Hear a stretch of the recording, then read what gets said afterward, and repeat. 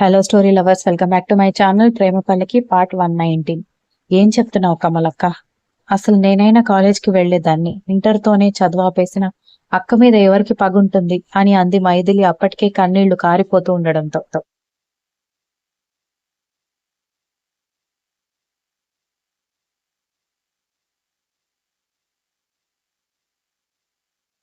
అసలు లోపలికి వచ్చి వాళ్ళ మొహాలు చూసే ఛాన్స్ కూడా నాకు ఆ రోజు దొరకలేదు మైథిలి. ఇన్ని సంవత్సరాల తర్వాత ఈ విషయం చెప్పి నీ మనసులో తుఫాను లేపడం నా తప్పే, కానీ ఇప్పుడు కూడా చెప్పకపోతే నా అంత పాపిష్టిది ఎవరు ఉండరేమో అని అనిపించింది.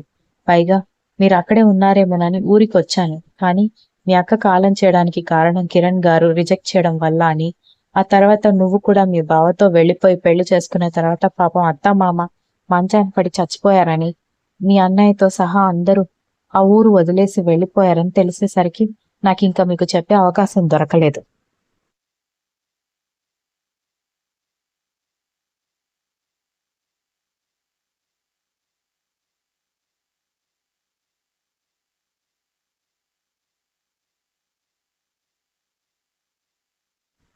మొన్న గుడిలో నువ్వు కనిపించేసరికి నాకు అసలు నోరు ఆగలేదు. పైగా ప్రతిరోజు మీ అక్క కలలోకొచ్చి నేనెలా మరణించానో చెప్పకుండా అందరికీ దీన్ని ఒక రహస్యంగానే ఉంచుతావా అని అడుగుతున్నట్టుగా అనిపించేది. అందుకే చెప్పా. మరొక విషయం మైథిలి, కిరణ్ మహేశ్వరిని ప్రేమిస్తున్నాడని తెలిసి బావని నేను మర్చిపోవాలని అనుకుంటున్నానని, ఆ విషయం గురించి మాట్లాడాలని రమ్మని నాకు మీ అక్క కబురు పంపించింది. సరే ఉంటాను అని ఫోన్ పెట్టేసింది కమల.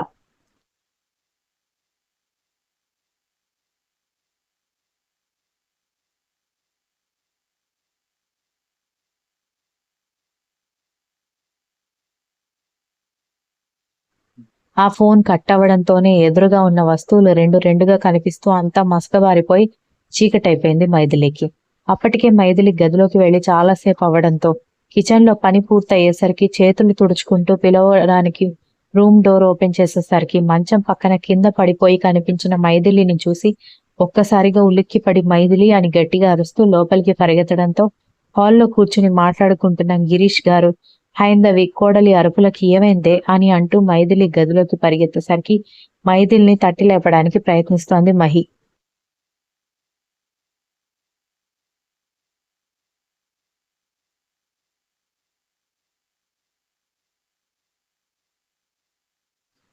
అయ్యో అయ్యో, ఇంత వయసు వచ్చిన హుషారుగా పనిచేసే పిల్ల ఇలా పడిపోయిందేంటే అని అడగగానే ఏమో అత్తయ్య, మొన్న గుడిలో కనిపించిన ఆవిడతో ఫోన్ మాట్లాడాలని ఫోన్ తీసుకుని గదిలోకి వచ్చింది. బయటికి రాక చాలాసేపు అయిందని లోపలికి వచ్చేసరికి కింద పడిపోయి కనిపించింది. కాస్త నీళ్లు తీసుకురండి అనగానే హాల్లో డైనింగ్ టేబుల్ మీద ఉన్న ఒక గ్లాస్ లో వాటర్ పోసుకొని తీసుకురావడంతో అవి మొహం మీద కొట్టింది మహి.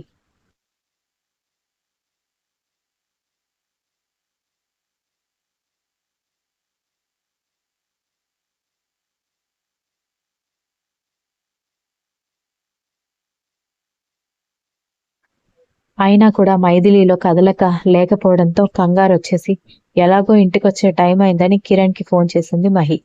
చెప్పు మహి అంటూ కాల్ రిసీవ్ చేసుకున్న కిరణ్ మొహంలో రంగులు మారడం గమనించి ఏమైందన్నయ్య అని వీర్ అడగగానే మైథిలి కళ్ళు తిరిగి కింద పడిపోయింది అంట. మొహం మీద నీళ్లు చల్లినా కూడా స్పృహలోకి రావట్లేదు అనగానే వీర్ ఒళ్లంతా చెమటలు పట్టేసరికి కంగారు పడకు, ఏమీ అయ్యుండదని వెంటనే ఫ్యామిలీ డాక్టర్ కి ఫోన్ చేసి ఇంటికి రమ్మండంతో వీళ్ళు ఆ డాక్టర్ ఒకే టైంకి ఇంటికొచ్చారు.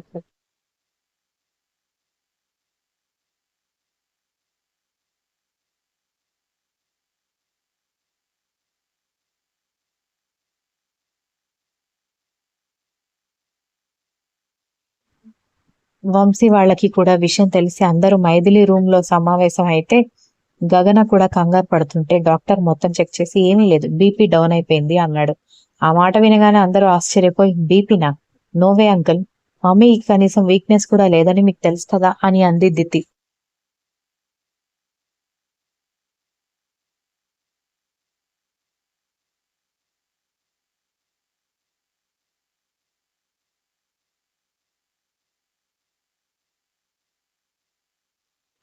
ఇన్ని సంవత్సరాలుగా ఫ్యామిలీ డాక్టర్ గా ఉన్న నాకు తెలుసా కదమ్మా, మీ ఫ్యామిలీ నుంచి హెల్త్ కి సంబంధించిన కంప్లైంట్స్ రావడం చాలా తక్కువ.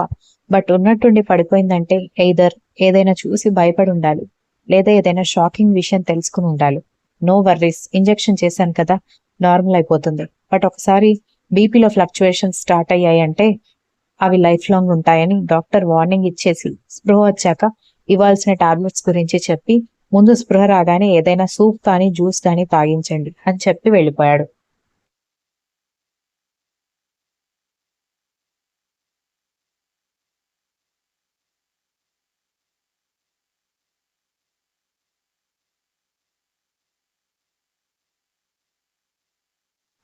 రోజు నీ పెళ్ళం ఇల్లంతా బొంగరంలాగా తిరుగుతూ ఉంటుంది, దేన్ని చూసి భయపడి ఉంటుందని ఐందవి ఆశ్చర్యపోయింది కొడుకు వైపు చూసి.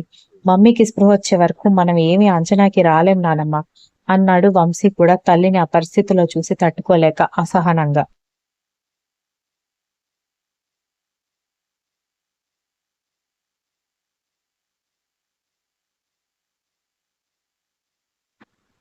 సరిగ్గా డాక్టర్ వెళ్లిన 45 నిమిషాలకి మెలకువ రావడంతో కన్నా ఇప్పుడు ఎలా ఉందని వీరు గాబరా పడుతూ అడగగానే ఎప్పుడైతే కళ్ళని అడ్జస్ట్ చేసుకుని భర్త వైపు చూసిందో గట్టు తెగిన వాగులాగా గట్టిగా ఏడ్చేసరికి దెబ్బకు అందరూ నివ్వెరపోయారు.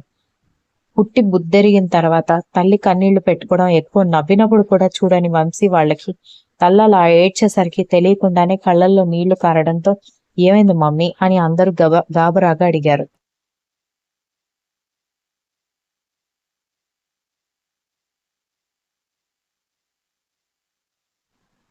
వీర్ మీద నుంచి చూపు పక్కకు తిప్పి కిరణ్ వైపు చూసి లేచి నిలబడి వెంటనే కిరణ్ కాళ్ల మీద పడ్డంతో అయ్యో మైథిలి ఏమైందని కంగారు పడుతూ కిరణ్ 2 భుజాలు పట్టుకుని లేపి నిలబెట్టడంతో ఇన్ని రోజులు మా అక్క మీ కారణంగా చనిపోయిందని మీరెంత మెంటల్ స్ట్రెస్ తీసుకున్నారో నాకు తెలుసు బావగారు, కానీ దానికి కారణం మీరు కానే కాదు అనగానే అందరూ ఆశ్చర్యపోయారు.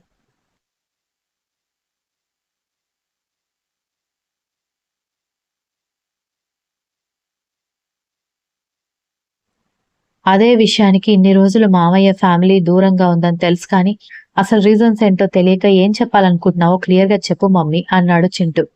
దాంతో మొన్న గుడిలో కమల కలవడం, ఈరోజు ఫోన్ చేసి మాట్లాడడం, కమల జరిగిన విషయాలన్నీ చెప్పడంతో ఏం మాట్లాడుతున్నావు అని కిరణ్ వీర్ ఒకేసారి గట్టిగా అరవడంతో నిజమే అక్కని అని ఆ మాట పూర్తి చేయలేక అదంతా కమలక్క చూసిందంట.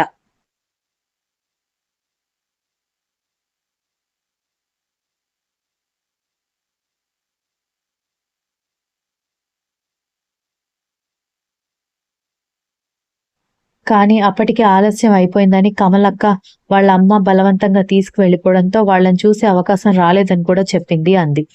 ఒక్కోసారి చీకట్లో కదిలే నీడలు కూడా గదిలో మనుషులు ఉన్నట్టుగానే అనిపిస్తుంది. ఆవిడ పొరపాటు పడిందేమో మైథిలి అని వీర్ అంటుంటే ఆవిడ క్లియర్ గా అక్కడ జరిగింది చూశానని చెబుతూ ఉంటే నీడలు అంటావేంటని మైథిలి కోపంగా అరిచింది.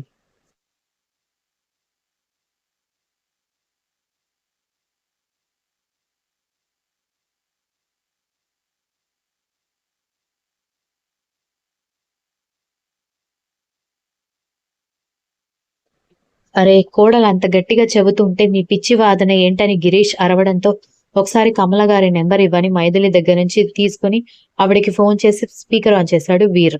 కమల గారు, నేను మైథిలి భర్తని వీర్ అనగానే చెప్పండి నాకు మీరు తెలుసు అనగానే మైథిలి మీరేదో చెప్పారని అంటుంది, అసలు అక్కడ జరిగింది చూసే ముందు ఏం జరిగిందో చెప్తారా అన్నాడు.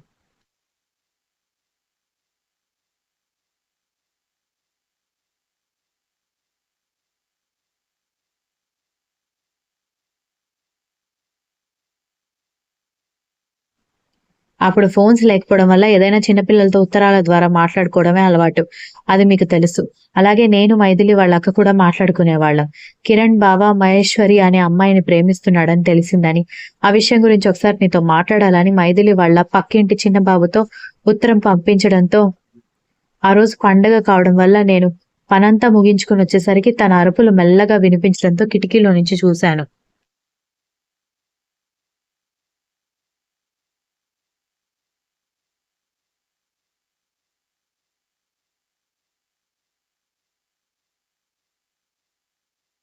అంటూ అక్కడ జరిగిందంతా చెప్పి షాక్ లో అసలు నాకు ఎలా రియాక్ట్ అవ్వాలి అర్థం కాక నేను తేరుకునే లోపే అమ్మ వచ్చి నేను చెప్తున్నా వినకుండా నన్ను ఇంటికి లాక్కుని వెళ్ళిపోయింది.